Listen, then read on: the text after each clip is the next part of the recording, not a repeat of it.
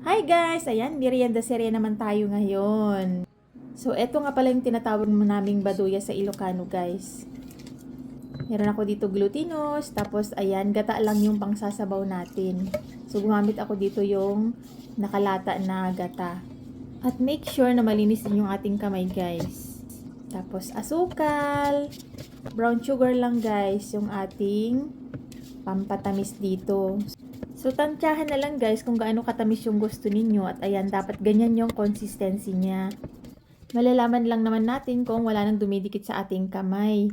At ayan, magpiprito na tayo guys. So, painitin lang natin yung mantika. Ayan, i-check natin kung okay na siya.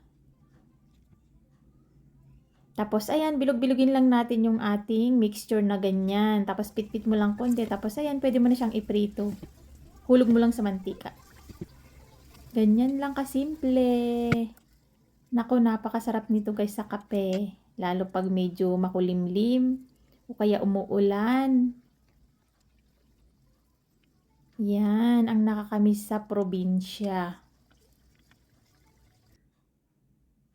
Yan, okay na siya guys. Ready na.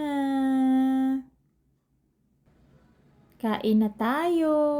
Ayan, sarap na to sa kape. Kape na tayo guys. Thanks for watching.